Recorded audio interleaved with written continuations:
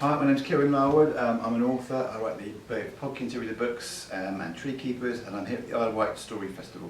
The Tree Keepers, that's the book you're promoting. Why don't you tell us about that? So it's a new fantasy series. It's set in a whole new world. It's kind of, the brief was to write a story about shapeshifters. So the main character, she can change shape into a kind of a mythical beast, a flying mythical beast. And it's a very kind of environmental story. There's the heroes live in a town of trees, and there's a magical tree in the centre, and there's an evil tree which is trying to destroy there. So it's all about kind of conservation and appreciating nature. Is environmental studies something that's important to you?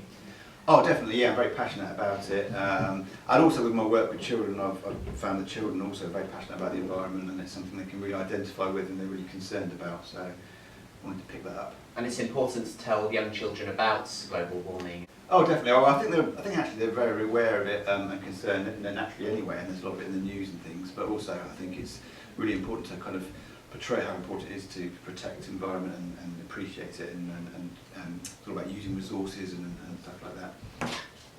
And you're definitely into the fantasy element of books. So what age did you realise it was fantasy as a genre? Well, very early on I fell in love with fantasy when I was about 6 or 7 when I first read The Hobbit. That kind of like got me hooked. And ever since then I love reading fantasy.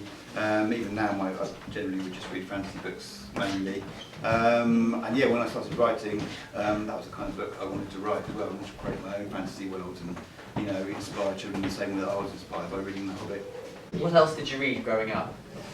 Oh, so there wasn't a great deal around all those many years ago when I was younger. So yeah, definitely The Hobbit. I used to love the Ursi books by Ursula Le Guin.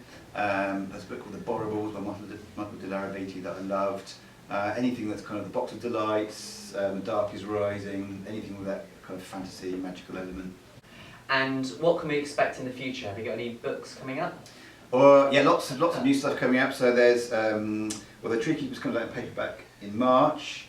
In June, I think the third book in my Carnival series called Carnival the Spider comes out. And then in September, I go back to the world of Podkin, and book 7 of Podkin comes out, Podkin in the Singing Spear. And then next year, I've got a whole new fantasy book coming out, and a new series hopefully will be coming out next year for younger readers. Okay.